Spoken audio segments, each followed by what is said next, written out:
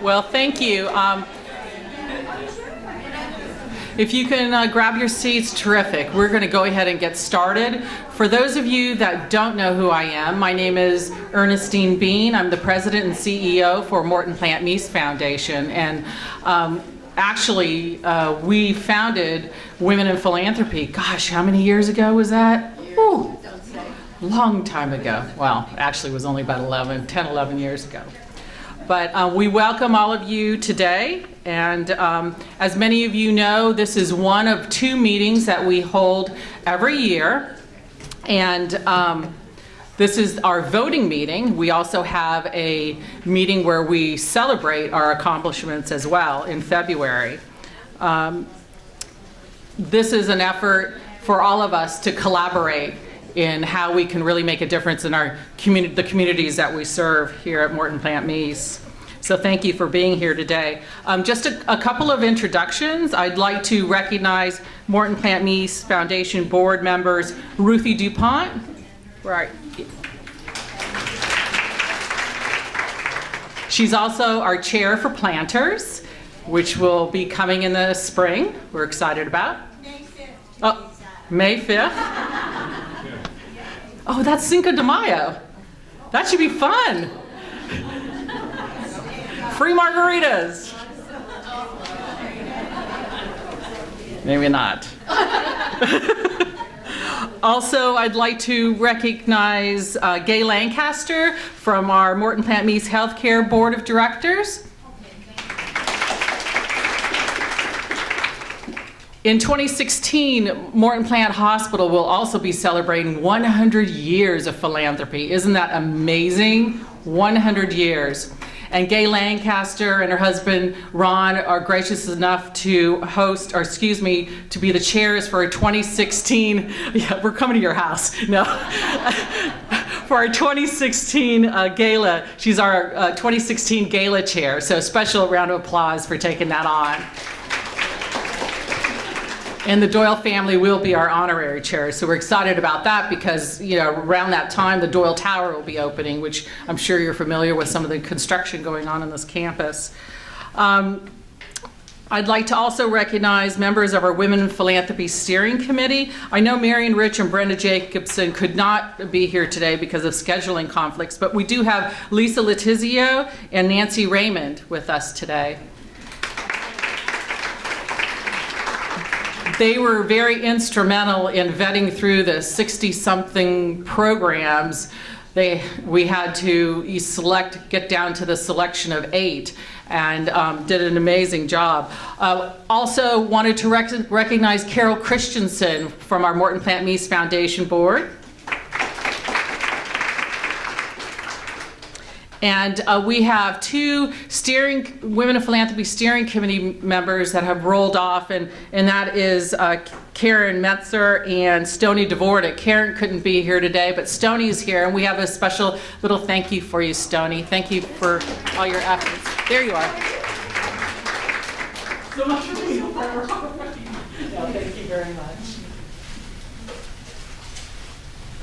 A special thank you and welcome to our benefactors that are here with us today. Representing the Cantonis family, Maria Cantonis. Charlene Martin.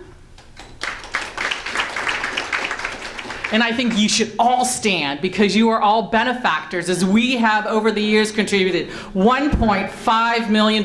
So I'll stand. Come on. Yes, woo, woo. Yes, that's a shout out. All right.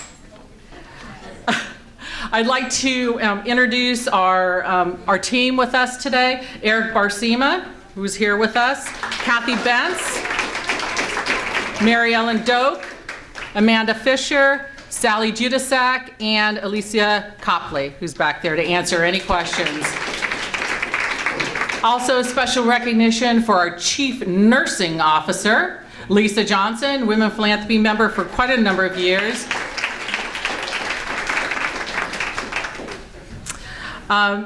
Just quickly, I'm going to walk you through the agenda very quickly, which is this agenda. So you can keep track. I have some opening remarks, which is what I'm doing.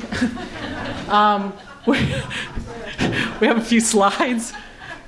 We also have quite a number of programs that will be presented today, and thank you for being here to present the programs, and you'll have an opportunity to ask some questions too, so we'll have some Q&A. And then following that, we have Gail Ryder joining us later to give us an update on Pathways. As you recall, we funded that program over a couple of years. So also on to our ballots. This is your ballot. For those of you that are current members, you should have received a ballot. If you are not a member, you do have an opportunity to join. And this is the packet. For $83.33 a month, you could be a Women in Philanthropy member, right? So I always say this, and it's true. I mean, $1.5 million. Could I ever write a check for that?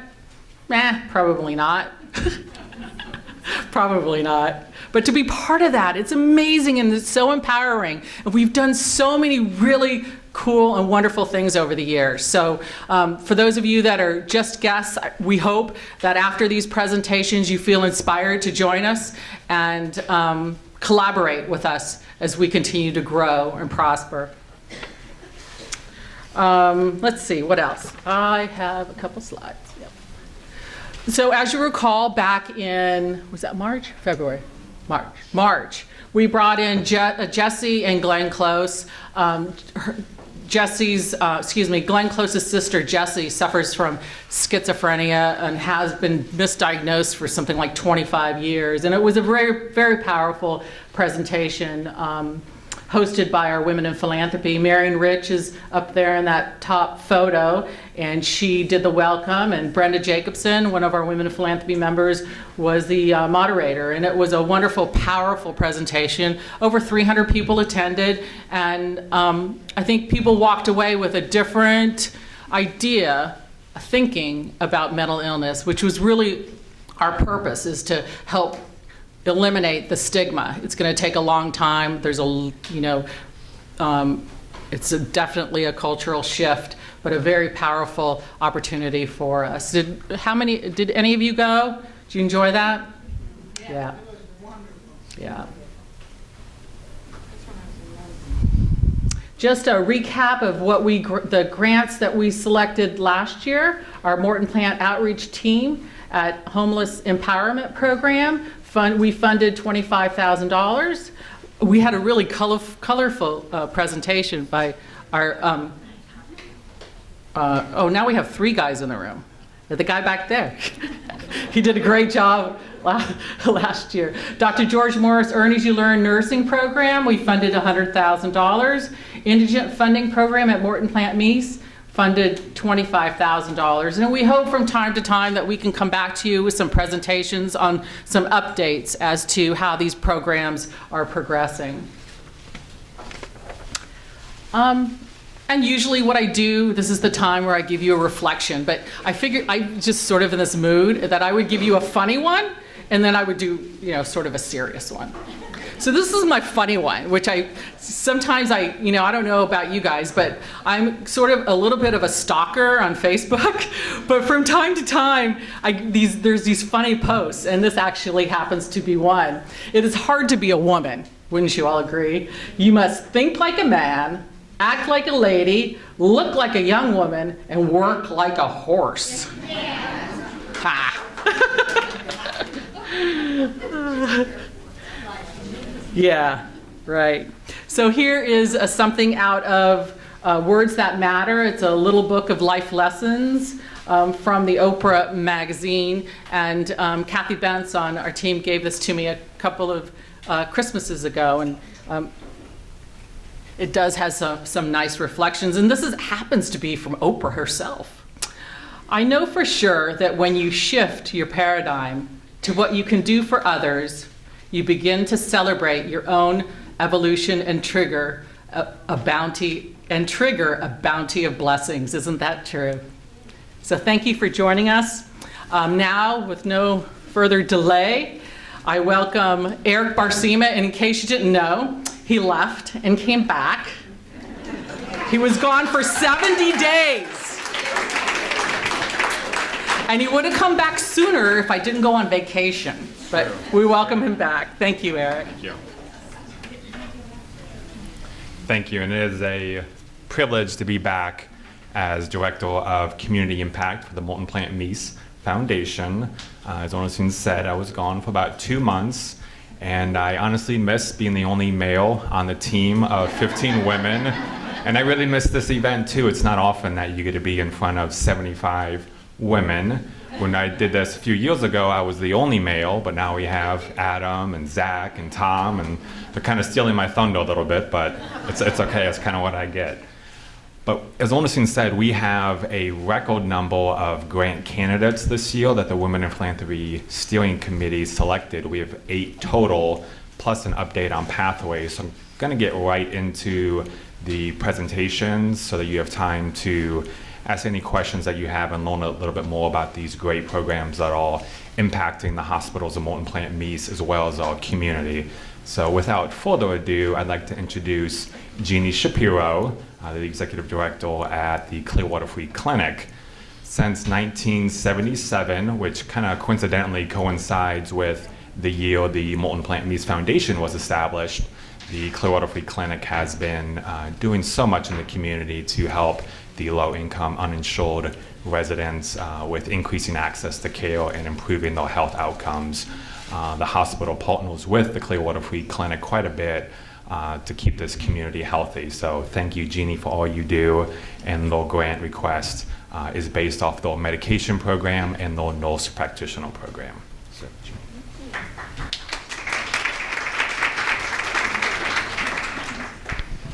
Thank you, Eric, and good afternoon. And first of all, how much time do I have? 5 minutes. 5 minutes, okay. We'll make it quick. For those of you who don't know, the Clearwater Free Clinic provides comprehensive medical care to uninsured families in Upper and Mid Pinellas County. And right now, there are approximately 27% of people in Pinellas that live at 200% or below. The Affordable Care Act steps in and takes care of some of these people, but there's a huge donut from 100 to 200%, and these people don't have coverage, and we're finding that the ones who did get coverage and got the subsidies can't afford the co-pays and the medications, so they're back with us now. Thank you for your past support. I know I've been here before, and since the clinic doesn't get any government funding and we have to raise every dollar by ourselves, we really appreciate the help of Women in Philanthropy. The ARNP, our Nurse Practitioner and Medication Program, is vital to the operations of the Clearwater Free Clinic, and it directly impacts the health of the patients we see and their outcomes. We are blessed with an incredible number of volunteer physicians in this community that volunteer with us, but they take vacations. They're not there all the time. So our nurse practitioner is there over 40 hours a week. She is the glue that holds everything together. She makes sure that when the doctor who's there for the day orders lab work and the lab work comes back, she's the one who goes through every single chart. It's not unusual for her to go through 40 or 50 charts a day, in addition to her patient load. And we're finding that due to the lack of medical care that this population has had, they're coming to us with a very high acuity, and that 75% or more of them have one or more chronic disease. So we take care of them. We provide the referrals, the medications, the management, and the intervention that keeps them out of the hospital and out of the emergency room. These two programs together actually total 28% of our operating budget, which is pretty huge. Last year, we were at $900,000, and I think we probably will be right at $1 million now to operate the clinic and provide services, and our donated services are $4 million. So that's just absolutely incredible. So we can take $1 and provide $5 worth of services with it. So I'm very tight with the money, and my husband only wishes I was as tight at home. So anyway, I'm going to tell you a little bit about the nurse practitioner. She provides the continuity of care, as I said, uninterrupted care, and she also oversees our drug assist program. And we sign our patients up who qualify, and they get, I call the designer drugs, the ones that you see advertised 24 hours a day on television and movie theaters and magazines. So we sign people up that qualify, and she's the one who signs off on all of the applications and the prescriptions that get sent out. Currently, we have 7 patients that are getting Harvoni for Hep C. 2 have completed it. It's $32,000 a month, and that's through Drug Assist. So we have 2 that have completed, and they are free, Hep C free. So it's amazing. So she oversees the Drug Assist program. She also is the liaison with our physicians. She's the one who they go to counsel and say, can I get this test? Do we have this resource? What do you think? Some of our physicians have retired, and maybe they took 6 months off and they're coming back, and we have a lot of sick people. So she is the counselor, we call her. She never gets away from anyone for very long. She sees about 12 to 15 patients a day. We could increase that, but she spends a lot of time looking through charts, like I said, and reviewing every single lab that comes across her desk.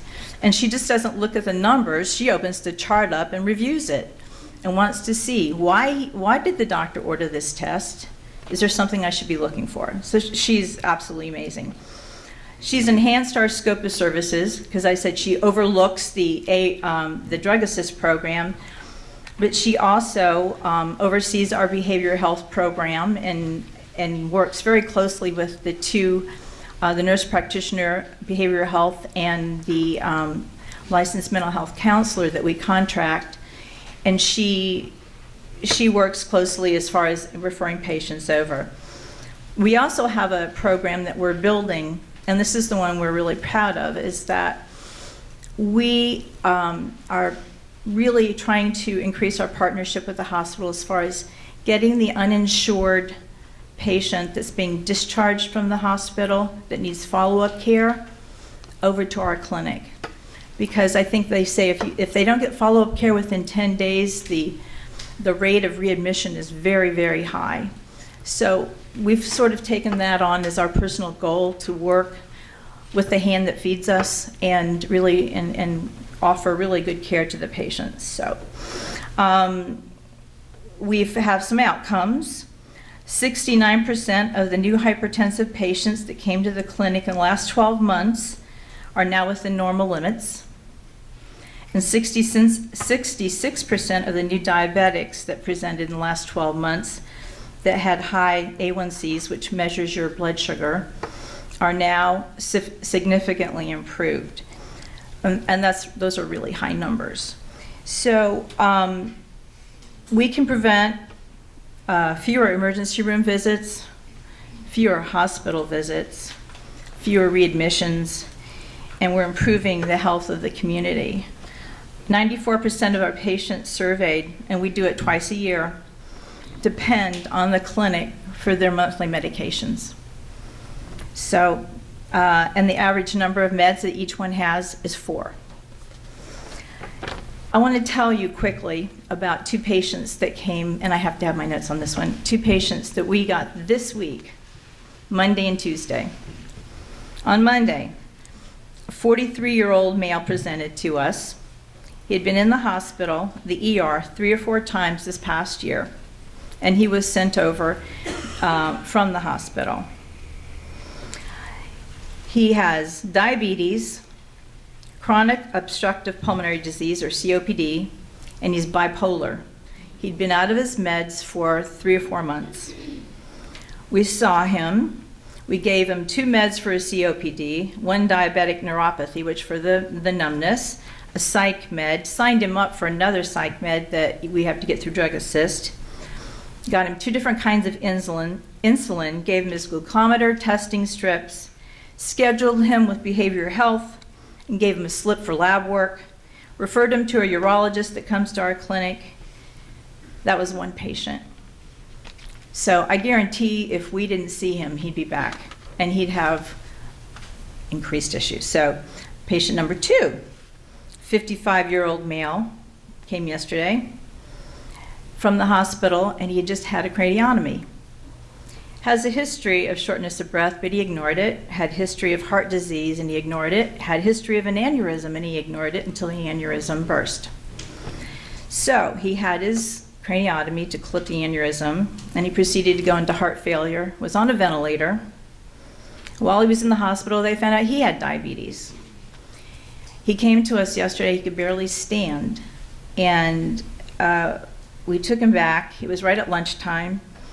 We didn't eat lunch. We signed him up with a pulmonary specialist that comes to our clinic, cardiologist, endocrinologist, put him on some anti-seizure medications and for the diabetes.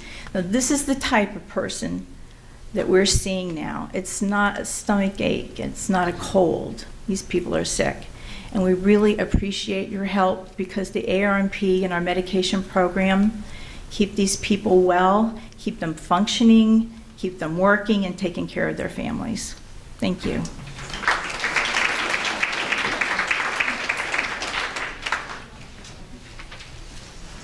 Thank you, Jeannie, and for everything that you do in the community. Next up, as you all know, October is Breast Cancer Awareness Month. Excuse me. Did anybody have any questions for Jeannie for the Clearwater Free Clinic? I wonder, Jeannie, if you could tell us a little bit more about the follow-up. Is there a specific person, a specific kind of procedure? Well, what was the question? What kind of follow-up you provide the patient? They are able to, when the doctor sees them, or a nurse practitioner, usually the one who sees our very high maintenance, I call them high acuity patients, because she's there all week long. But she will schedule appointments and then they come back. And so a patient like this gentleman with the aneurysm, he may come in weekly for a while, and then he'll be seeing the pulmonologist. The pulmonologist comes once a month. Cardiology is there weekly. Endocrinology is there every 2 weeks. So we'll be scheduling all these other referral appointments in between the nurse practitioners meeting. So our diabetics usually come back if they're controlled 3 times a year. Do you have questions? Yeah. And do you have many that don't come back? I mean, your follow-up. She asked the question, I was going to ask, but then do you have some that just do not show up? Non-compliant? Non-compliant? Of course, there's a small fraction of people who are not compliant, but if they're on, if they have a chronic illness and they need monthly medications, they come back every month and get the meds filled at the clinic. So we're pretty stiff on the patients. They sign a patient guideline stating that they have to be compliant, they have to be kind to our volunteers, and some strict behavior issues sometimes. And if we see somebody comes back and they haven't been to the clinic in 3 months and they were hypertensive and now their blood pressure is way up, and all they had to do was come in and get the meds, we talk to them and we say, this is one time. You got to come in, you sign this contract. If you're not compliant, you're wasting our time. So we get kind of used to love with the patients, and we're there to help, and that's what we want to do. Any questions? Do you get many that then need to be admitted to a hospital? Occasionally, and we're still trying to work out, at some point, would we like to hire an additional staff member that could work with our patient population to go through the frequent flyers in our population, because we have, and counsel them and say, don't go to the ER just because we're not open on the weekend for something. So, they go, I'm in the ER. Why didn't you? You're here Thursday. Why didn't you come? So it's changing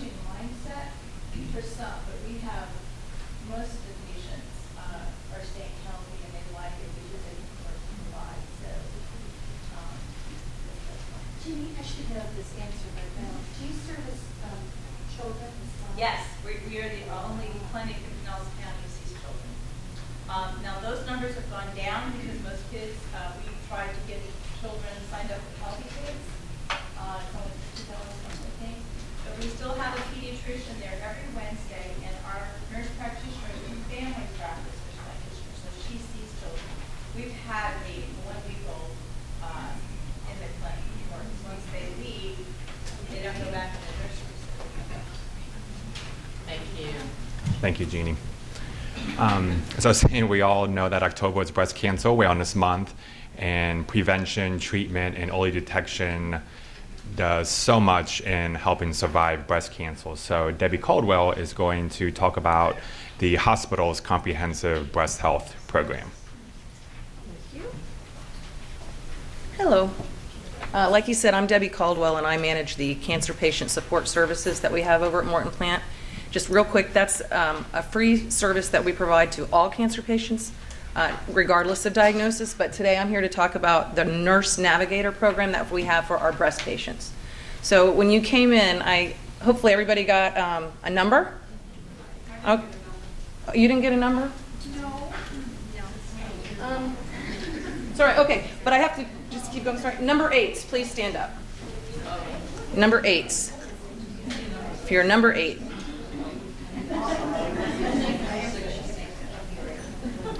Okay, so this is to show you that 1 in 8, which we went through and everyone had a number, will get breast cancer. So those of you that are standing are the percentage of patients just in this room that could be diagnosed this year with breast cancer. Then they're done that.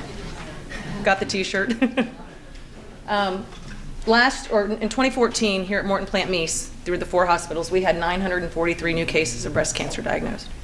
And of the total cancer cases that we have, that's 27%. The national average for patient populations in other hospitals treat about 12% of cancer patients. So our cancer program for our breast patients has come really, it's been elevated in the last few years. We're accredited. And I think that having the physicians that we have and the services that we have is attracting patients, and the outcomes that we have are very good too. So how are patients diagnosed? And you probably know some of this. You've done your self-breast exams or your mammogram. They might find something, and then you'll have to have an ultrasound and possibly a biopsy. So you come back and you're one of the 8 that has the positive biopsy, and it's like you're deer in headlights. People start talking to you about all your options. You're going to have surgery, are you going to have chemotherapy, are you going to have hormone therapy? All of those things that you see around there, radiation, targeted therapies, that requires a different doctor, a different appointment. So this is what I think most of our patients look like. I'm a little overwhelmed. What am I going to do? That's where our breast navigation program comes in. And what we do now is if a patient is diagnosed at Susan Cheek Needler and they have a positive biopsy, after they are notified of their results, someone from my team calls each patient, and we assess their clinical, psychosocial, and supportive needs. And we provide them information about Agnes, who's our nurse navigator, and then we have cancer patient support services. Here's Agnes. I don't know if any of you have ever met her, but this is our nurse navigator for our breast patients. And what she helps these patients do is get through that next step. Okay, I have this diagnosis. What do I do? Do I need to find out more about how is the cancer spread? What stage is it? What are my treatment options to be? Agnes will walk these patients step by step through that. And it really improves outcomes because patients are compliant. We were talking about non-compliance. Patients are very, very compliant because they have someone that they know they can count on. Now, Agnes can't see everyone, so we do use a lot of the other CAPS people too. But, and the most important thing I think that we do for our patients is we're compassionate and we help them through this process. And like I said, we have psychosocial support. There's women's support groups that meet here in a Countryside. We help them with things as basic but as necessary as transportation and funding. A lot of patients don't have insurance. We work to try and find ways to pay for their care through charity care or through the hospital. And we do community outreach events, and we do lectures. And through all of that, we hope that we are able to detect cancer early, and maybe we won't have those 1 of the 8. So we're just asking for your help to support the breast navigation program. Thank you.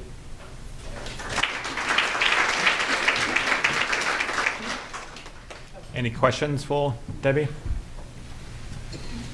Nope. Next up, last year, I'm sure you all remember, Women in Philanthropy helped fund the Dr. George Morris Owners Your Loan program, and the Women in Philanthropy Steering Committee agreed with me and thought it was such a very important program that we asked you to come back again to kind of give an update about Owners Your Loan and have it as a potential other candidate for this year for Women in Philanthropy. So with further ado, I'd like to introduce Debbie Kovolt, who's going to be speaking about it. All right, thank you, Eric. Okay, Eric reminded me that I've got 26 slides, but I talk really fast. So I want to You thank. need to use the mic too, sorry. Yeah. So I want to thank everyone for contributing in the past. I know there is an extensive list, and our Earn As You Learn students really appreciate the community support in the Earn As You Learn program. So our mission statement is that we'll provide and foster the growth of team members to learn the art and science of nursing, to be able to work and earn a salary and benefits, and transition from a student to a nurse as an integral member of the healthcare team. So we started in '88 with the work redesign model and the need to hire unlicensed PCTs. 1999, we had added unit secretaries and monitor techs, and in 2000, with collaboration with Pinellas County, PTech, and WorkNet, we started the big program, Earn As You Learn LPN. And in 2001, we moved in collaboration with St. Pete College for the Earn As You Learn RN program. 2002, USF for an MSN program. 2005, USF for clinical nurse leader. And in 2005, we also named the program after Dr. George Morris and his friends who donated $1 million in his name. So what is Earn As You Learn? Earn As You Learn is a program. It's changed a little bit, so I'll just talk just a tad about how it's changed. We no longer offer a stipend to the students. We do have needs-based scholarships and scholarship opportunities. So the biggest thing for the nursing students is acceptance into an RN program. So the biggest gift is getting into RN school, and then opportunity for scholarships. So it's education, foundation for advancement, it's life-changing, it's support, and it's on-the-job learning and mentoring. In turn, in the end, it equals success. There is a commitment, and the nursing students work while they're in school, and then they also work for 2 years after they're done in what capacity and department we need them to work in. So it ties into our mission very nicely to set the standard for high-quality, compassionate care and help offset the nursing shortage, and also allows the individuals an opportunity to go to school where they might not have had the support. And many times we'll take a GPA that's not quite as high as St. Pete College, but we look at other things such as compassion and recommendations from the manager on how this person works and what they're going to think about as far as being a nurse, and a lot about compassion and patient care. And also because we have a dynamic foundation that supports our nurses. Without our foundation, we would never have this program. So we really thank the foundation. There is long waiting lists for nursing school, and really not waiting lists anymore, but the GPA recently has been a 3.8 to get into nursing school, which is a pretty high GPA. Yeah, real high. So with the commitment of our leadership and the foundation and the willingness of team members to grow professionally, we have this program. It helps with the vacancy rates and building collaborative relationships. It's program development, interviewing and hiring the right individuals for the program, and maintaining the program. And also new initiatives as they come up. So far, over $3.5 million is donated from the community. We continue to have an annual golf tournament, which we'll be having next month. Yearly contributions from team members through the Caring for Our Community campaign fund, so our own team members of the organization contribute. And of course, the continued support of Dr. Morris in our community. So we tailor the program according to the needs and the future needs of the hospital, provides additional FTEs to nursing units while the students are in school because they have to work, and so they're working as techs while they're in school. And we do place them in the hospital where we have the highest vacancy rates. So statistics to date, so far through this program, we've put through 261 registered nurses. So chances are, if you're a patient in our hospital, you will have contact with one of these nurses. Licensed practical nurses, 166. Our patient care tech program, 283. Our MSN program, 3. CNL program, 8. And you'll be hearing from one of those team members shortly who went through the Earn As You Learn RN and the CNL program. 2 ARNPs. We'll have the third one this year. And 9 LPN to RN transitions to RNs, and greater than 92% completion rate. With the support, they do graduate. It's a really good thing. So some of the milestones: Entella, she was an Albanian immigrant, started in our housekeeping department and graduated from our first Earn As You Learn patient care tech program, went on to graduate in our first LPN program, and then went on to graduate from the LPN to RN transition program, and now she's a BSN. So, she started in 2001, or probably earlier than that in her journey. Laurel, she had no health care background, was hired into the first Earn As You Learn RN program, completed the critical care internship, got her BSN, and then graduated from the Earn As You Learn CNL with her master's degree. So at least 75% of the graduates continue to plan on their education in advance. Many are in management positions, many are working towards their BSN, and many Earn As You Learn unlicensed team members use this as a stepping stone to their RN or LPN. So we hope to have better prepared graduates and RNs attaining advanced degrees. And so some of the quotes from some of the graduates at the T's that we have is, as a working mom, this gift has given me an opportunity to work less while in school. You have blessed my family. Being with the same group of 12 students, the entire program bonds us as strong, hard to break. We pull each other up and we're there for each other. Earn As You Learn is living what you study. When I came here, I had nothing. Now I have everything. Earn As You Learn helps finance and shape our dreams to become nurses. And I did not choose nursing, it chose me. Something about it really inspired me to help people, and without Earn As You Learn program, I would have not been able to pursue my dream.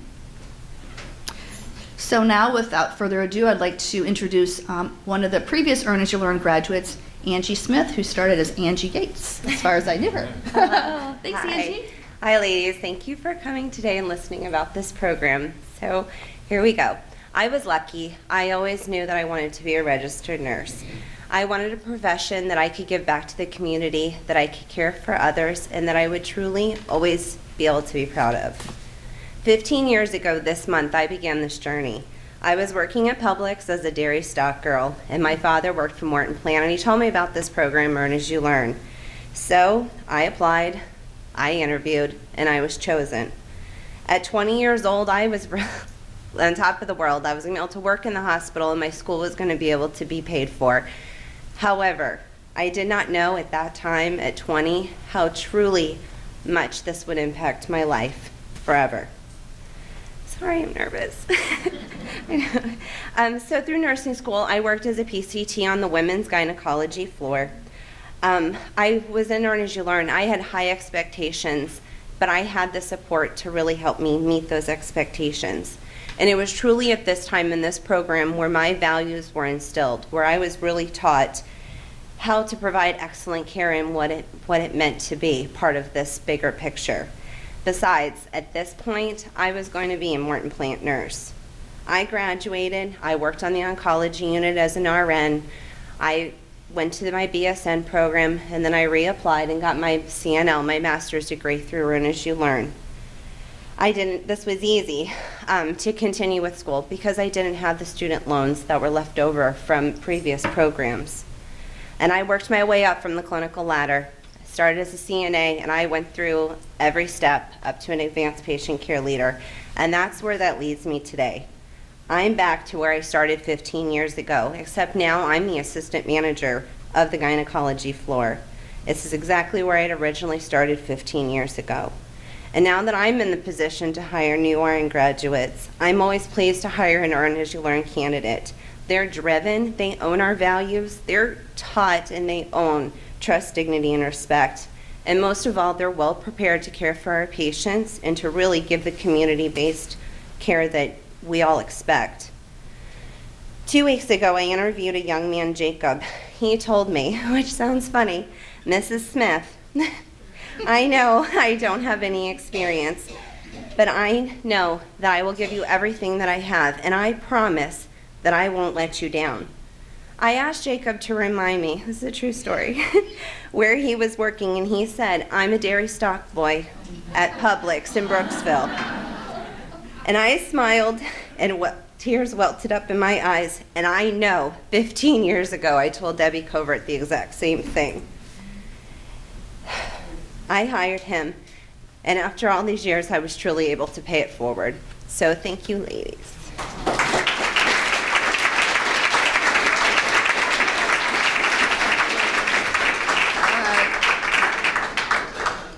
Tears in my eyes, too.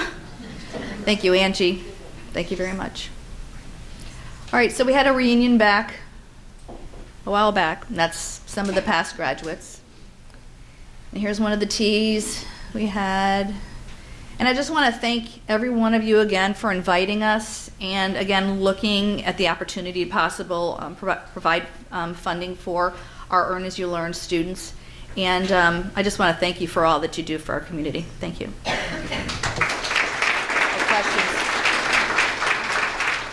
Questions? Yes? Is there a reason why it just focuses on Morton Plant Mease for the Earn and Learn?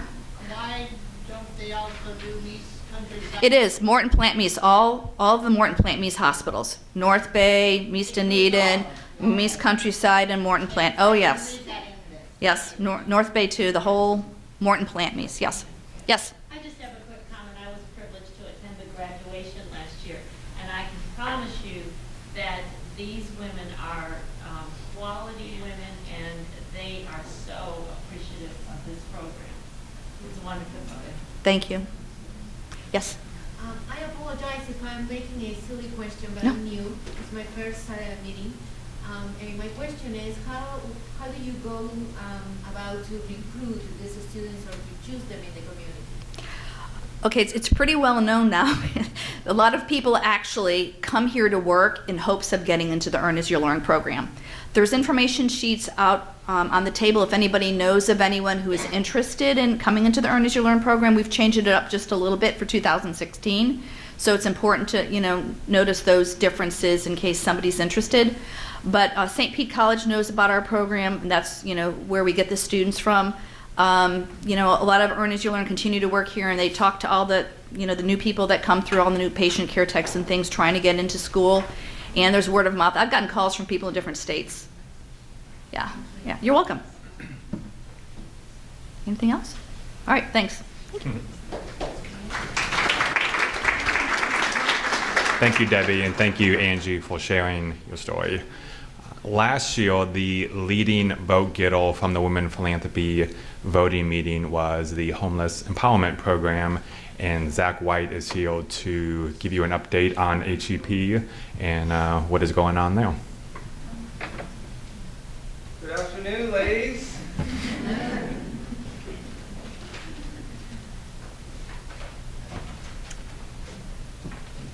My name is Zach White. I'm the Senior Director of Programs with the Homeless Empowerment Program, formerly known as Homeless Emergency Project.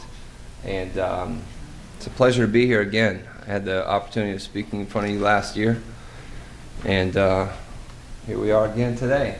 So, as Eric mentioned, I'd like to give you an update, and before I do that, I'd like to give you a brief background on HEP and some of the aspects of the programs that we have that bring us here today.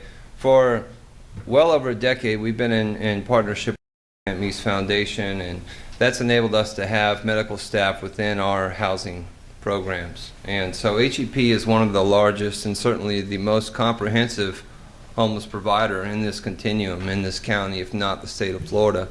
And we very much pride ourselves on the comprehensiveness of the array of services that we have to offer. And the Morton Plant outreach team is vital to all of the things that we do regarding patient care, wellness, overall stability, and how that enables them to progress through our internal continuum of housing and assistance opportunities to get them successfully independent back into the community. So this is our 2014 Community Impact Report. And a lot of this stuff really doesn't change much in regards to last year's statistics. We're looking at nearly 41 million Americans uninsured, we're looking at 3.3 million Americans who will experience homelessness in a year. Over 22,000 people in Pinellas County have experienced homelessness. That's in 1 year. It goes without saying in our industry that homelessness is synonymous with a lot of other underlying significant issues regarding mental health, substance abuse, medical issues, co-occurring issues, all the above. This gives you an idea of kind of what we're seeing, what the Morton Plant outreach teams are seeing when they're coming through to HEP seeking housing and other assistance. 60% of our intakes have some type of significant medical issue, and that's most oftentimes attributed with a significant mental health or substance issue. And these are commonly overlapping. And so, despite the challenges we have in resolving homeless issues, we have these issues that we need to address as well. And I mentioned the comprehensiveness, and that's vital in the overall success. So we have to look at all factors here. I'm going to run through a lot of these slides because I know we're pressed for time, and I'm more interested in giving you a real update of what HEP's been up to this year, and that's not on these slides. But the bottom line is that, you know, we're running through and we're seeing a lot of these individuals that are having the same issues. And HEP's been doing this since 1986. They've been an established nonprofit organization for a very long time in this community. And, you know, our mission, vision, and values are very closely tied to those of Morton Plant. And so it's an ideal partnership to have their staff providing clinical services to the residents and families that we're serving. Integrating services, enhancing quality of care, triage, ensuring medical assessments, and all the things needed, that's common everyday practice at HEP. We had the opportunity of having 2 LPNs working for us, and they are nonstop in addressing the population that we serve. We house typically 365 people at any given time. And all these individuals have access to the medical staff. So you can imagine the volume and the constant effort that's taking place. I mean, these are the core functions. I don't want to run through them all, but it's really just boiling down to the stabilization of the population we're serving. And the impact that it has it's immeasurable. It's huge. 124 patients seen weekly, that's the average. This is 2 staff. 16, 17 years this has been taking place. What is most significant about this are the numbers here. Number of clinical assessments, number of patient contacts, almost 6,500 patient contacts in a year. But getting to the bottom line here and how it relates to avoided ER visits and really what I think has justified this partnership for the years and years that it's gone on is we're saving roughly $2 million to the local healthcare system by having these staff in place to work along our support staff for all of these people seeking services. That's pretty significant. Some of our program data, talking about the wellness and stability of the individuals and families coming through the program, 61% of shelter guests were transitioned out to permanent or transitional housing. 76% of transitional housing clients, which is a much longer term housing opportunity, resulted in them getting permanent housing. That's 76%. That's pretty amazing. 86% of those residing in permanent housing exited into other permanent housing. So what we're seeing in a year's time is that 30% of the population we touched wound up going to an unknown or homeless situation. So looking at the positive side of that, that's 86% success rate that we're seeing. I'm going to skip the quote today because what I want to talk about is some of the changes that HEP has gone through this year. And for the last 5-6 years, we have been in collaboration and partnership with Baycare Behavioral Health, and we were operating under a 5-year SAMHSA grant that enabled us to provide clinical services, wraparound services to all the individuals housed at HEP. Well, that grant has come to an end. We knew it would. And so we've been really focusing on community partnerships and sustaining those efforts throughout community collaborations to fill the void of the Bay Care staff and the SAMHSA grants ending and the staff leaving and us losing those wraparound supports that have played such a vital role in addition to the Morton Plant staff that we continue to have. The point I'm getting at is this year we have really furthered our partnership with the Clearwater Free Clinic, and we're able to look at each individual coming through that has no insurance, and we get them over to CFC and they're treated no time flat. In addition to that, we've adopted a very stringent curriculum through the Stanford University. It's a chronic disease self-management program.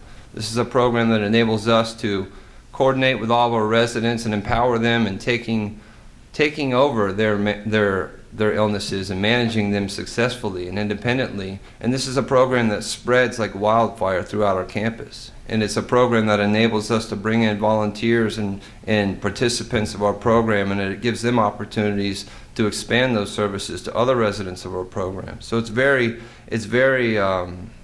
growing. It kind of captures everyone that needs this type of service. These are some of the things that we've been doing, and I think in the landscape of the healthcare in the state of Florida, these are very ingenious concepts that are proving very impactful in regards to having a significant impact, a positive impact.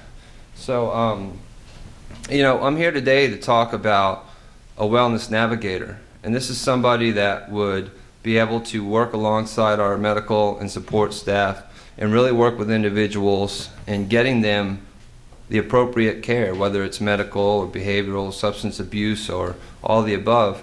We have problems in this community where individuals are coming to us that aren't insured, or maybe they are insured, but regardless, majority of our clients are having to wait 6 to 8 weeks before they get the appropriate appointment, before they get the appropriate medication. And this is a community-wide issue.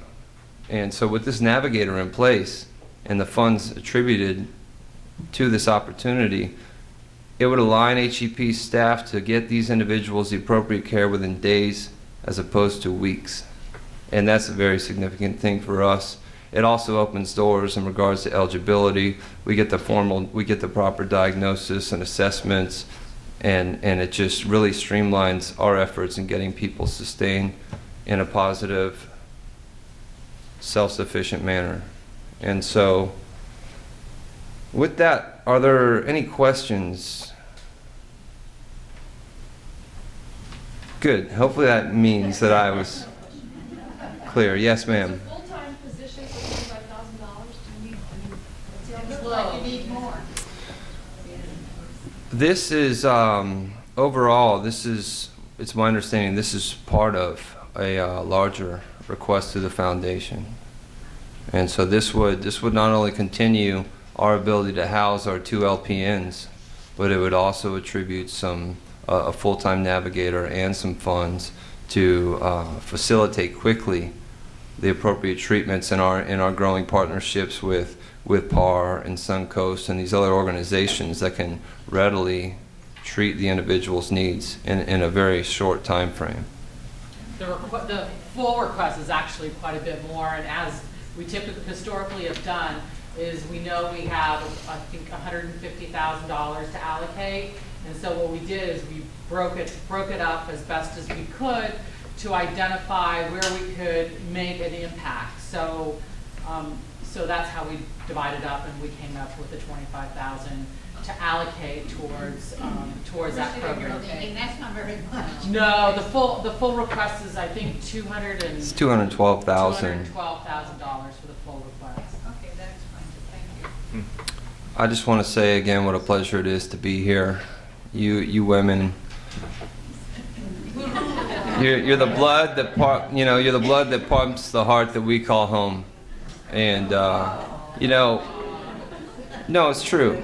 It's true, because without groups like this, these issues wouldn't be addressed.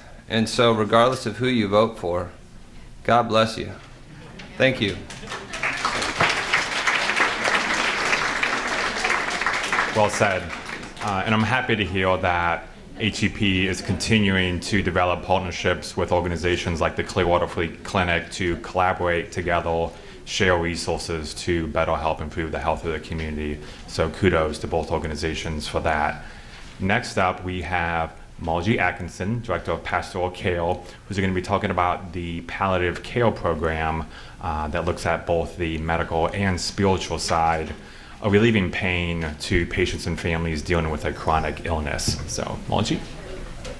Thank you, Eric. As always, it's a pleasure to be here with you today, and I'm excited to tell you a little bit about our palliative care program. I've been the director for this program for the last 3 years now, and it has been growing exponentially, and we are in the process of expanding our program as the need grows. In palliative care, and I'm going to tell you a little bit about, for those of you that may or may not know, we talk about we have to concern ourselves with the quality of life as well as its length, and that's kind of what palliative care in a nutshell is all about.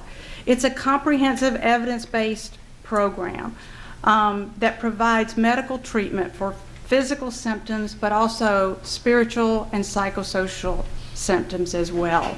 It's vigorous treatment of pain and symptom management. We provide this service as an inpatient program in all 4 of our Morton Plant Mease hospitals and also Bay Care Alliance Hospital. We do this with 3 teams over the 4 hospitals. We provide palliative care, which means comfort, symptom management, addressing the psychosocial aspects of care. We can provide this alongside aggressive or curative treatment. There's a misconception about palliative care, and that is that it's end-of-life care. Yes, we do see patients who are end of life, but the requirement for a palliative care patient is simply that you need your symptoms managed. And we do this holistically with a team approach. So it's not the same thing as hospice. That's important for people to realize.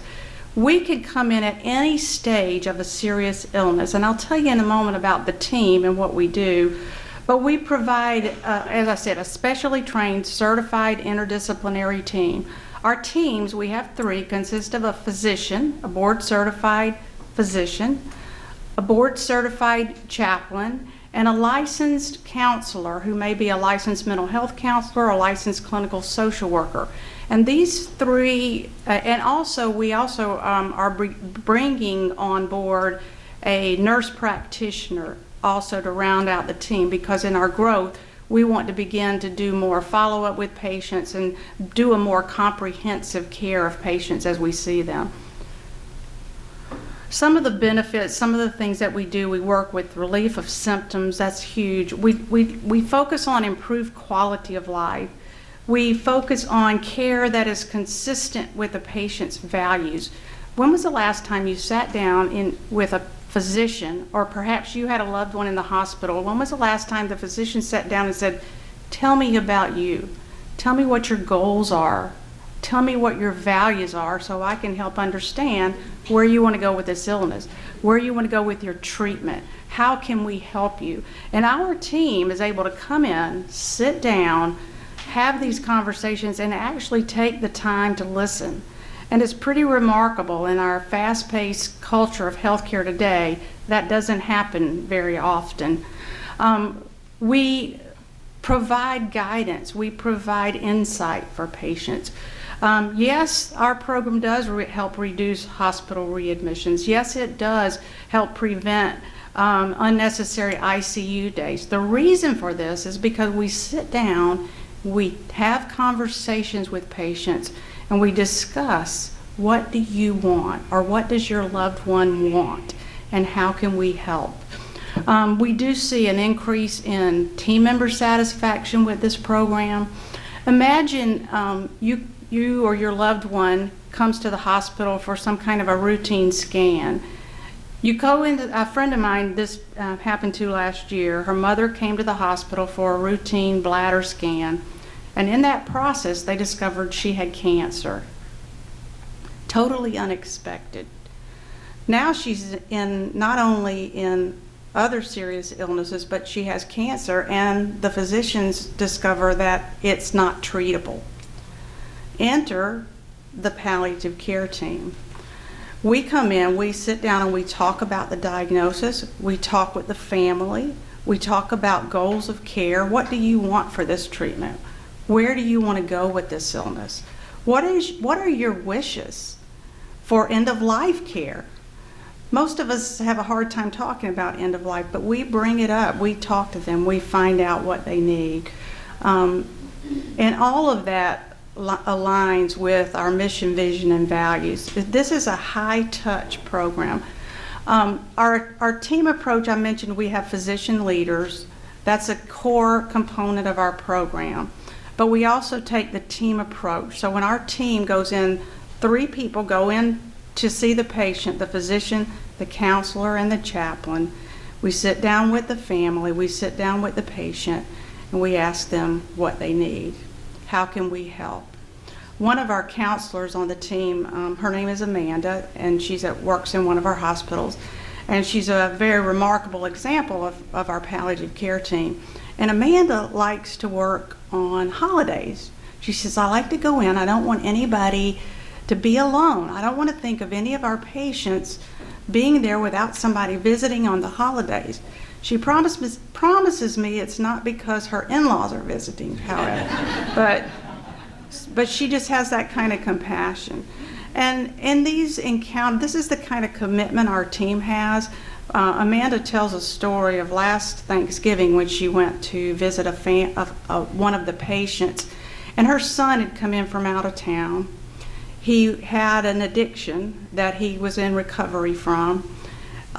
He had just got into town and found out his mother was at the end of life. He had nowhere to stay. He was on edge. He was afraid he was going to relapse. And Amanda was there. She provided him with support. She made a few phone calls, found an AA meeting for him to attend. She found a place for him to stay. And he called her a couple weeks later and said, you have no idea how much you helped me at such a difficult time in my life. I didn't relapse. He was with his mom when she passed away. And our team was integral in making that happen. And they do this day in, day out.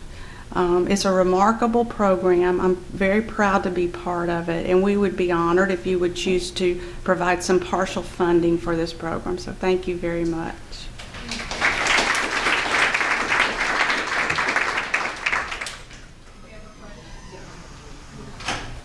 I'm sorry, question. How does one go about finding out about your teams? Are they referred by the physician? Good question. She asked, how does one go about finding out? Palliative care, it is a physician referral, although a family member could request the physician to refer to palliative care, so it's physician to physician. We receive the consult, and then our team in turn goes to visit the patient and family. And the physician puts in the consult, it may be for a variety of reasons. It may be for pain and symptom management. It may be for hospice discussion. Maybe this is a end-of-life case or a terminal illness, but the family they need someone to sit down and help them know what their options are. It may be for goals of care. It may be to help clarify their goals of care.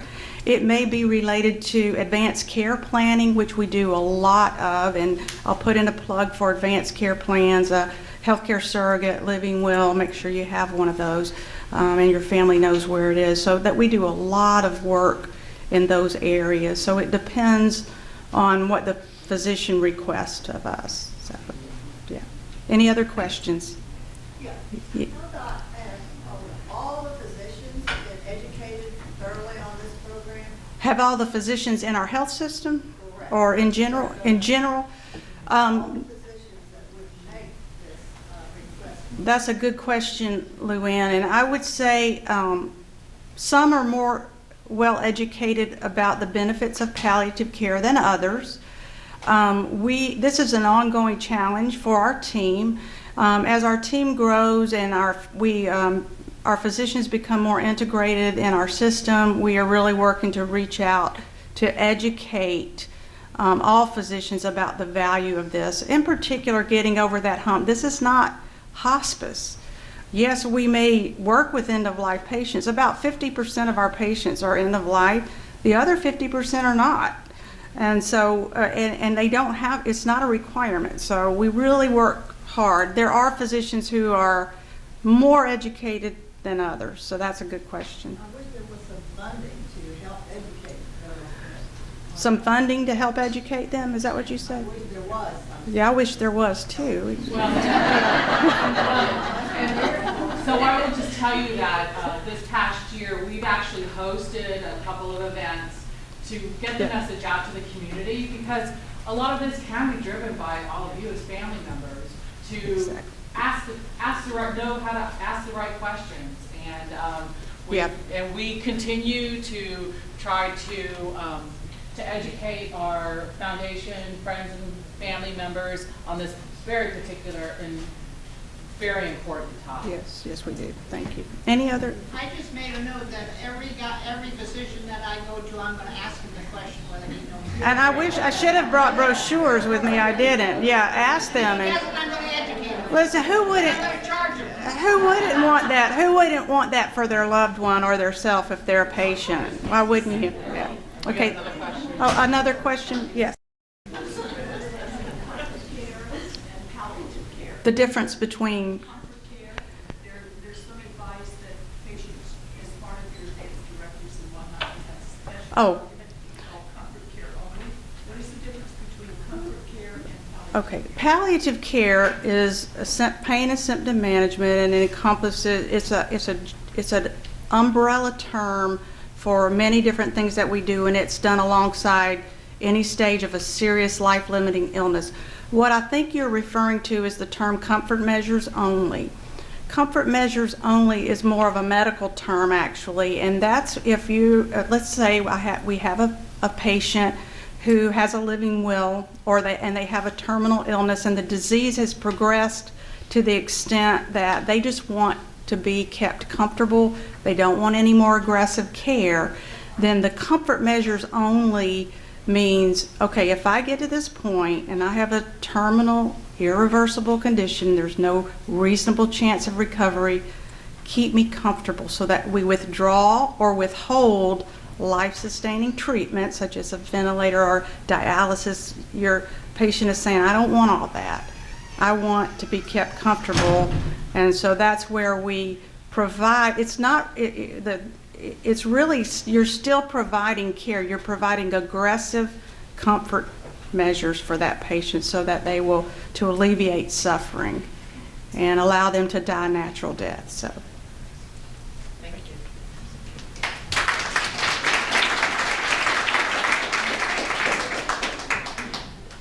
Next up is the POWER program that supports all breast cancer patients by integrating wellness, exercise, nutrition, and just emotional health, emotional support into their lives. And so Nikki here is going to give you an update about the POWER program that has big aspirations of expanding next year in 2016, and she conveniently works right downstairs in the Wellness Center. Thank you. All right, like Eric said, I'm Nikki Fitzgerald. I'm an exercise physiologist and a personal trainer right downstairs in the Cheekpaw Wellness Center. I'm here on behalf of the POWER program. It stands for the Program of Wellness, Empowerment, and Recovery, and it is a specially designed exercise program for breast cancer patients. So currently right now, I don't have a bunch of slides to show you. I'll just tell you about it. We have basically what happens is the physicians take referrals and send them to the physical therapy and occupational therapy. Typically it's right across the street. And then after the physical therapist or occupational therapist sees that breast cancer patient, they send their referrals to me. These women are looking to get back to their total body, mind wellness after going through a lot of their treatments. And typically this program can happen during some of their treatments, their exercise, but a lot of times women prefer to wait till after they're finished with their treatments to start their exercise. Neither one is right or wrong. It just kind of depends on the person. The exercise program is 6 weeks, 12 sessions, so they come twice a week and meet with a qualified personal trainer who actually received certifications with some of the cancer treatments. So we are specially certified for that.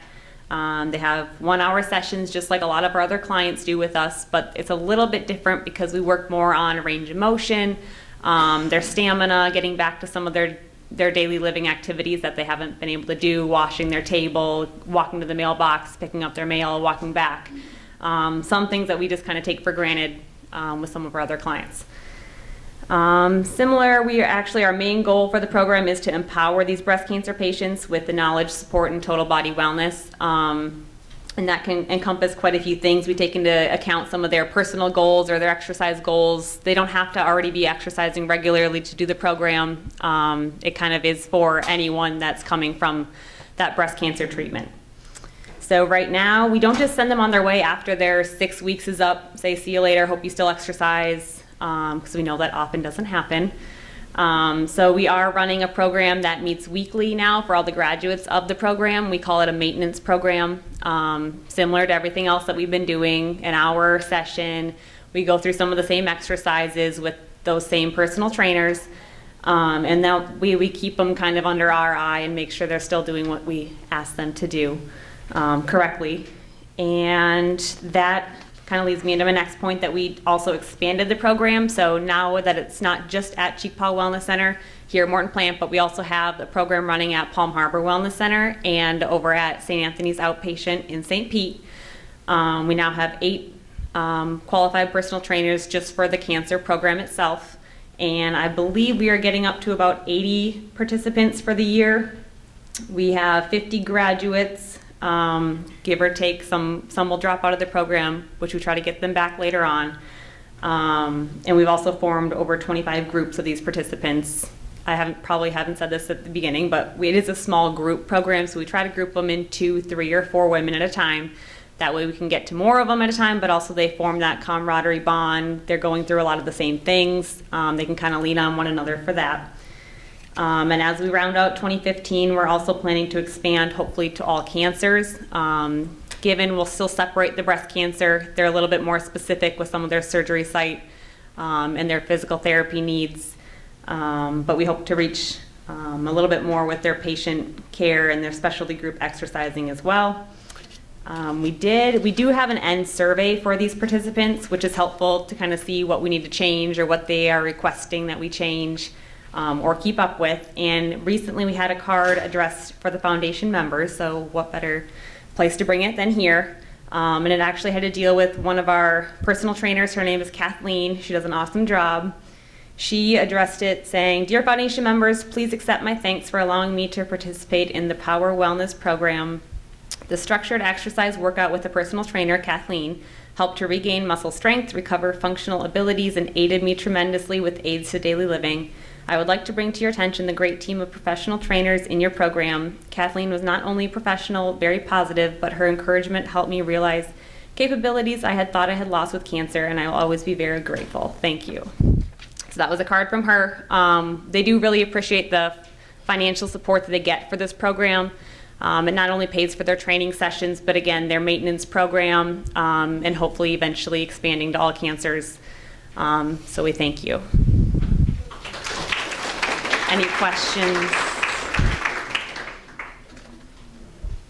All right, thank you.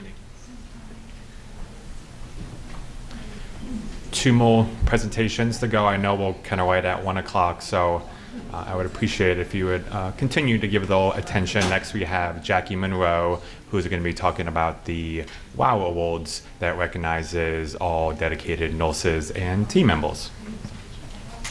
Thank you. Well, thank you so much. It's an honor to be here. And I'd like to introduce 2 fabulous Nursing Excellence Award winners who are going to be presenting with me. It's Cassandra Griffin as well as Rebecca Roberts, and thank you so much. So today, again, my name is Jackie Monroe. I work in clinical education services, and I'm really very honored to be here. Today, Rebecca, Cassandra, and I are going to be requesting $25,000 for the 2016 Team Member Award checks. And the award checks are for those winners who receive that honor. They receive a stipend. So let me give you a little bit of history about the WOW Awards. For the past 11 years, we have nominated and recognized team members for their professional as well as their clinical excellence. These team members are non-management, and they are nominated by their peers, and they are honored at the WOW Award ceremony. The overall winners are selected by different selection committees, one being the Team Member Loyalty Task Force for non-licensed team members and the Professional Practice Council for the licensed team members. And at the ceremony, each WOW Award winner receives a monetary award.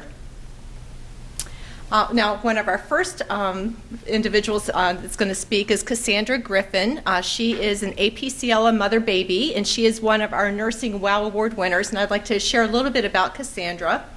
Again, she's an advanced patient care leader, and her team wrote about her that she remains conscious of her patients' vulnerability throughout their whole stay.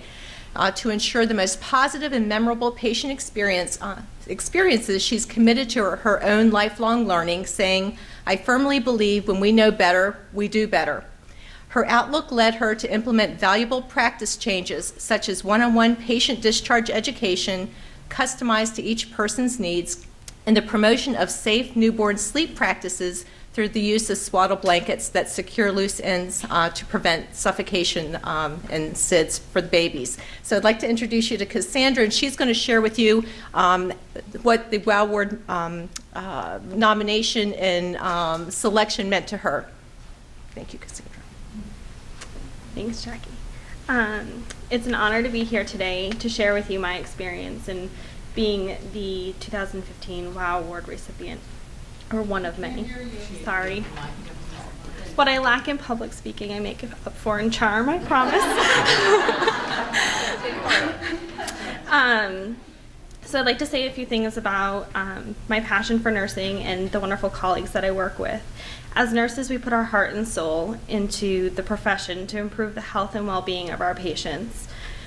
We listen to our patients' concerns, we educate them regarding their healthcare needs, and we advocate for them when they are unable to advocate for themselves. We do this every day for every patient without ever expecting any recognition in return.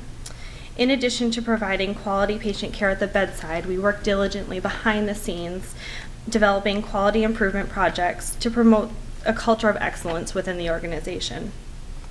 It's the nurses who are committed to improving patient care practices and the patient experience who have been nominated by their peers to receive a WOW Award. The WOW Award not only validates the winner's hard work and dedication, it also instills a sense of pride and ownership in each nurse, shaping the delivery of healthcare within our organization and in some cases nationwide. For example, I'd like to share a little bit of my own experience. A project I recently completed regarding the improvement of patient satisfaction in the delivery of discharge education was selected to be presented at the Florida Conference for Obstetrical Nurses. I have submitted an abstract for the same quality improvement project to AWON, that's the professional organization for obstetric nurses, and I currently am waiting to hear if this has been accepted to be presented on the national level. It is my hope that the work that I've completed will be utilized to improve the education and confidence of every new mother, allowing her to safely care for herself and her new baby after she leaves the hospital. The WOW Awards and the evening dedicated to celebrate the recipients are not only possible because of you and your generosity, they are possible because of you and your generosity. As a recipient, I want to take a moment to thank you from the bottom of my heart for recognizing me and my colleagues who faithfully go above and beyond to ensure that our organization remains the healthcare home for our community. Thank you.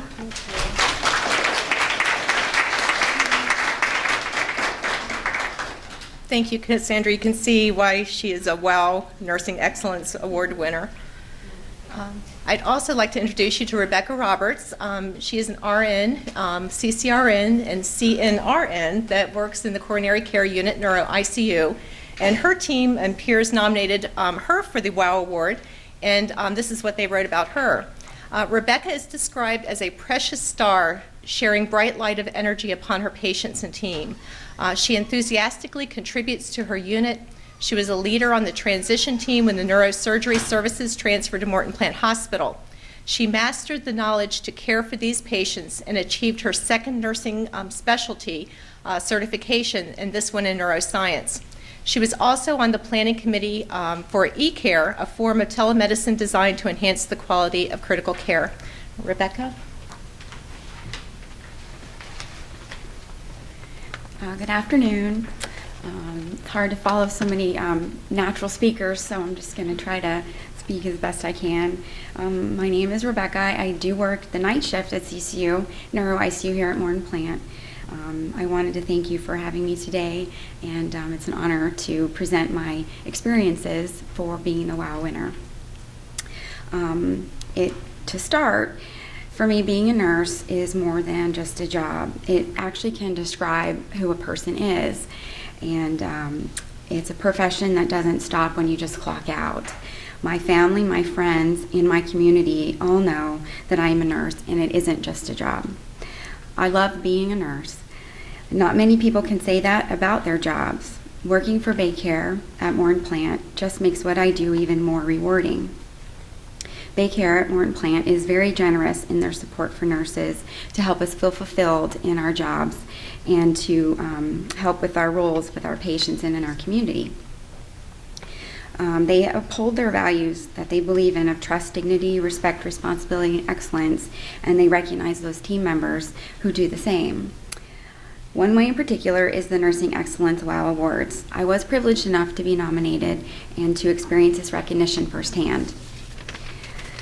To me, the nomination itself was an honor. It's made anonymously through your unit peers, and just to be recognized by my coworkers as worthy enough to be considered excellence was very exciting and gratifying.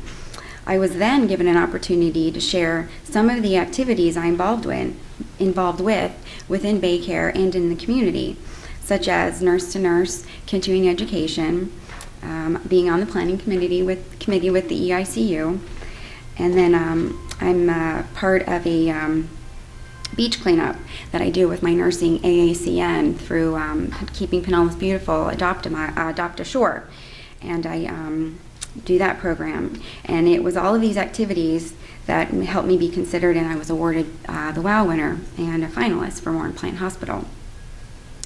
For me, the work and activities are already exciting and rewarding.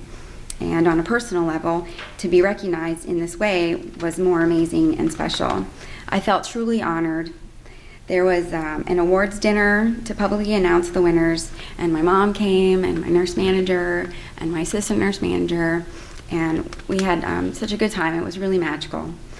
Aside from the recognition, it also validates within me my choice of profession and what I want to be. It motivated me to continue my nursing activities with my community and within Baycare and to work towards my goals. One of them was to apply for a charge nurse 3 position in my unit. I was wanting to take on being more of a nurse leadership. It was a challenge that I felt more competent and ready to take on because of the confidence boost I received from being a winner. I did get the promotion, and I'm proud of my accomplishments. And for that, I am very happy with the opportunities I've been given to become better and closer to my goals. So being a WOW winner is winning something is always exciting and it makes you happy, but being a WOW winner was being recognized for your excellence in your chosen profession and by your peers, and it is more inspiring.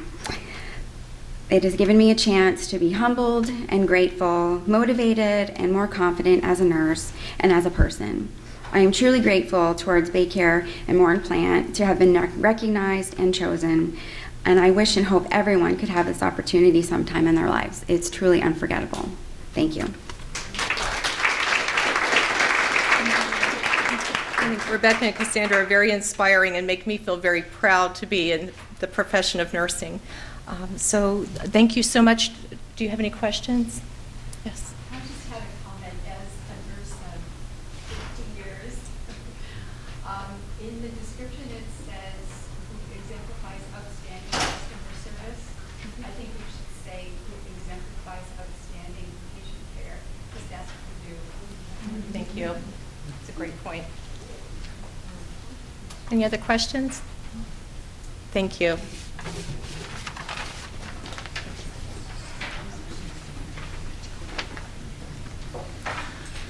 Now, someone always has to be last, and so I appreciate, Adam, you hanging in there. Adam Smith is the Director of Outpatient Imaging and is here today to talk about a capital grant request for the 3D tomosynthesis breast guidance system. That's about all I can state about it. Quite a mouthful. Hopefully I'll be able to explain a little better. So you've heard a lot of great presentations today, and I appreciate your time. I know we're over a little bit. So this is about, you've heard a lot of service type requests, and this is actually a capital piece that really ties into a lot of the breast services that we offer at Morton Plant Mease. So it's a 3D tomo breast biopsy system. So this is a picture of what the system looks like. And what it'll enable us to do is provide, and I'll go into a little bit of detail after, but it'll allow us to provide upright biopsies using our newly installed 3D tomosynthesis technology. So again, quite a mouthful. Hopefully you've heard about that. So basically the mammograms that we were doing before, it was a 2D image, it was a digital image. And what these units do is it almost does a sweep of images and allows the physician to go through almost like a CAT scan, where it takes different slices of the breast and allows them to see in 3 dimensions where a cancer may be or any type of abnormality in the breast. So this will help us integrate biopsies with that technology. Right now, this service is not provided anywhere in Baycare. None of our competitors have it. I try to give the most updated information. I was told by the vendor there's no one in Florida right now offering this technology. In total, it'll cost us $91,000, and you see we're asking for a portion of that to be able to supplement, to be able to start this program within Morton Plant. What we're going to do is tie this in with our Susan Cheek Needler breast centers. So this technology we would install in the Morton Plant campus, Morton Plant Mease countryside. So this is the current technology. So anyone who's experienced a breast biopsy in the past, this is widely available at all of our breast centers right now. And basically you have to lay on a table. The patient comfort is a concern. It's a 30 to 60-minute procedure. And we have limited access at times. So you can, I don't know if you can really see it, there's kind of a hole in the center of the table, and that's where the woman's breast would be, and they perform the biopsy that way.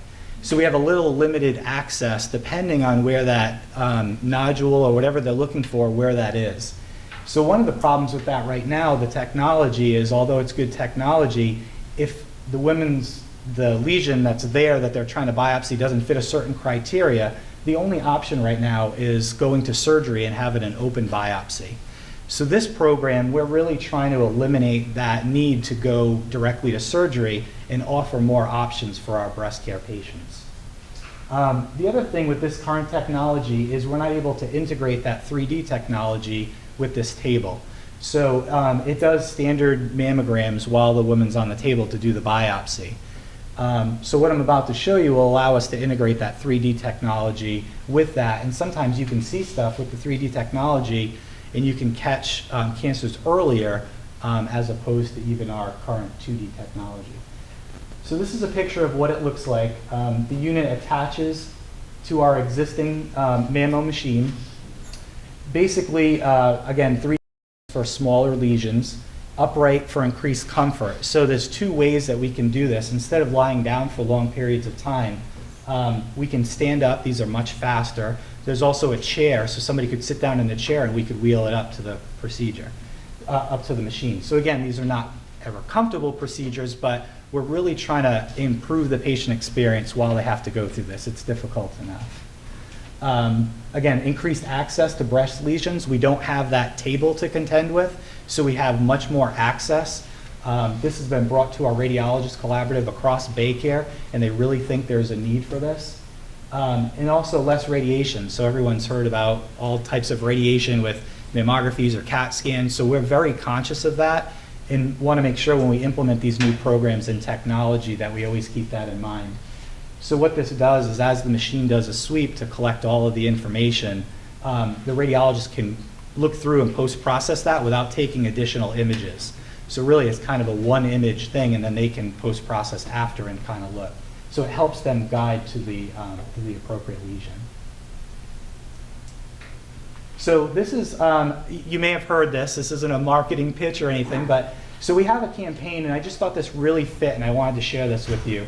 So Baycare, really with breast health, is launching its In Our Hands campaign, and I just thought this really fit because all of the decisions, all the presentations you've heard today, the decisions you make for funding is really in your hands.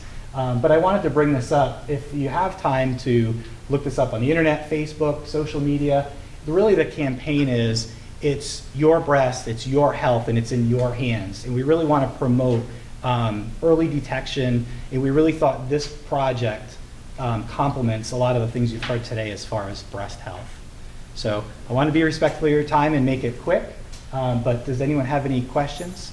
Yes? Would you take additional training of technicians, radiologists to use that? For the radiologist, there would be some training. For the technologist, they're already using the 3D technology, so it's just taking another image, but they will provide that with the capital purchase. There would be provided training for the radiologist. Yes? Is that replacing the stereotactic? This basically is a stereotactic biopsy, but you're... The way you explain it is the same way that I had a stereotactic in '09. So the upright technology they've kind of done away with, and it's, I'll go back to what's available now. They call it a stereotactic biopsy, but you're laying down. Laying down, Yeah. So this allows us to use our 3D mammography units and do it upright, so it's more comfortable. Is it the same thing as last It's 2009? it's still considered a stereotactic biopsy. And they would implant the chip in? Yeah, yeah. They put a clip to. Yeah, okay. Yep. Anybody else? Yes. Would this be used only if the mammogram was suspicious? How about if let's say younger women who have dense breasts? Yep. Would this be valuable or not used unless they saw something? This is, so they're always going to do the mammogram first to validate what they see. What we've found is the 3D technology is extremely, that's really the benefit of the 3D technology is women with dense breasts. Okay. So that's really the population that, there's a benefit to everybody, but that's one of the populations that sometimes in a regular mammogram, there's overlying tissue, and you can't get to that, see some of those calcifications or nodules without this technology. So really the radiologists, sometimes they see stuff on using the tomo, especially women with dense breasts, and then if they did the biopsy the other way on the table, they wouldn't be able to locate that lesion. So this allows them to be able to marry those two technologies. Yes? If you were to both have an order, how long does it take to get a machine in your possession, in Morton Plant's possession? I mean, they're available as soon as we go through the Baycare capital process. It would probably be within 30 days that we could move forward with the implementation. And what we would do is we really work as a coordinated system among all the Morton Plant hospitals and the outpatient centers for all of our breast patients. So we thought picking one location to get this started and then see if there's a need to use this technology at other facilities. But for now, the patients that this would really benefit, we would send them to the Countryside campus. Yes? Do you know if this procedure with this kind of technology is covered by insurance companies? Yes. Yep. It's typically, it's still called a stereotactic biopsy. It's just another way to do it with our new technology, and just something that we haven't had available up until now. Yes? Is this the total cost of the machine or just a portion? The it's $91,000 for the biopsy unit, and we're requesting a portion of that. Do you have the other portion? Yes. We've gotten commitment that we can get the other portion. Anybody else? Thank you very much for your time. Thank you. If you have just 5 more minutes, I know obviously we're a little bit over, but we have asked Gail Riedel, who's the Vice President of Behavioral Health here at Baykill, to give an update about the Pathways Behavioral Health Program, and we appreciate Gail being with us today. Thanks. Good afternoon. I want to start by, if I could hug every one of you, I would. I am here with some exciting news. I know I'm excited, and I'm going to get you excited in a minute. But several years ago, twice in a row, I made the pitch to you that I felt that what we needed in the Tampa Bay Morton Plant orbit was a coaching and navigation function for the mentally ill. So for 3 years, we've been coaching and navigating thousands of families. To give you the numbers, 300 coaching sessions we've done with very, very sick families and sick patients. 4,700 navigations. That's just patients themselves. When you extend that to the families, 14,000 people were touched by this team. But that's not the exciting part. For 2 years in a row, I've presented this program nationally because we've had some very promising data, preliminary outcome data. It's exciting to hear that we've touched so many lives, but it's going to be even more exciting to hear what the outcomes were. Are we making people better? Are they living with their mental illness happy and healthy in the community and not rotating through our emergency departments and finding themselves in a panic situation every other day? So I've got some very, very exciting outcomes to share.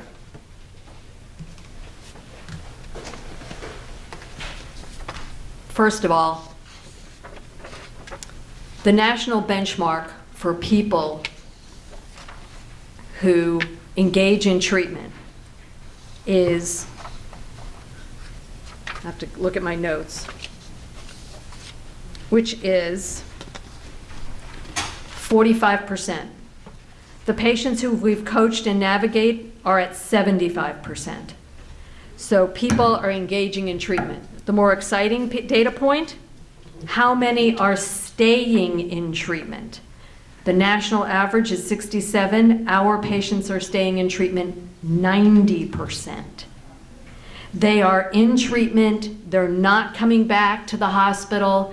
Now the best of all, we've tracked every one of the patients we've touched and their families. Our patients who have not, or people in the greater Morton Plant universe who have not been touched by this program, come back to the hospital 8% of the time. When they touch this program, they're barely getting at 2%. We're making, and you helped us make, the impact. It's remarkable. Our patients, our families are happy. They're living with this mental illness. They're doing better every day, and they're not re-traumatized. I cannot thank you enough.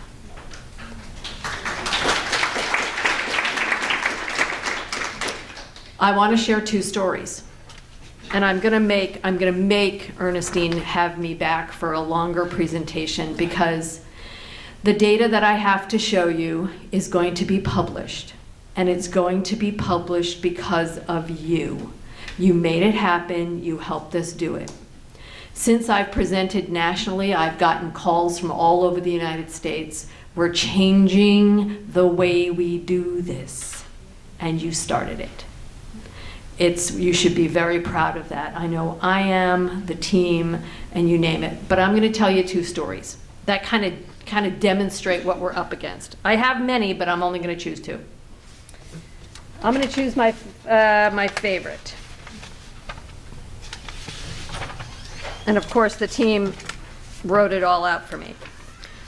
When our families leave us, we call them every day that they're gone. How's it going? How you doing? Can we help you? And they really like it. They like that. So here we go. I had a client, had just been released from the hospital.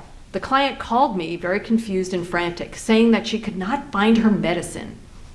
I tried to help her retrace her steps over the phone, but she was unable to provide me with much information that would help me help her. I told her that I would come over and help her look for her medicine. When I arrived, I helped her look through her apartment and her car with no luck. We then sat down and began to ask her about her day. In doing a recap of her day, she told me that she went out to get the medicine and that she stopped at McDonald's to get something to eat. I asked her, did she go into the McDonald's? And she said no, she ate in her car. She said that after that she went to Publix. She said she didn't get out of the car. She didn't get out of the car until she got to Publix. I told her I would go to Publix and see if they would allow me to look in the trash can to see if she had accidentally throw away her medicine. I went to Publix and they were so nice that they helped me. We found her medicine inside the McDonald's bag in the trash outside the entrance. I was so excited and happy to find it. I took it back to my client. She was very happy and extremely thankful. Well, that sounds like a simple story, but let me tell you. When they don't have their medicine, they get very sick and they come back to the emergency department. That was an amazing intervention. Now I'm going to tell you one more. We had a very young 13-year-old female admitted to our Dunedin program. And she was so regressed. She was wearing a diaper. She was out of control. She was scratching herself, and she was very sick. This was, I want to say, many admissions that she had gone through. And our treatment team wrapped their arms around she and her family. But our coach worked, a Pathways coach, worked with our doctor because this was a very unusual presentation. Very unusual for a psychiatric patient. So the coach researched with the doctor what this could be and summarized for the family that this did not look like a psychiatric illness at all. It was a medical illness. And this poor young girl was unfortunately restrained at the age of 13. We referred her out to a children's hospital. She got the right diagnosis, and that young woman is happy and healthy today for the efforts of that coach and that doctor. So the impact that this program is making is far-reaching. The last comment I would make is I promised you that we would educate the community in a way that they can help us, right? So we do something called mental health first aid, and it's exactly what it sounds like. When someone is in trauma from an emotional distress, we're educating the community on what to do about it, because we're going to need an army to take on this disease. And today, I'm happy to tell you that we've trained over 2,000 people in Pinellas County to help us figure out how to identify someone who is emotionally struggling. So I will come back and show you our final data that is statistically significant, that we're starting to turn the way we do the work for these patients around to success. And I thank you from the bottom of my heart, and the next time that you see me, you'll see the team. Thank you.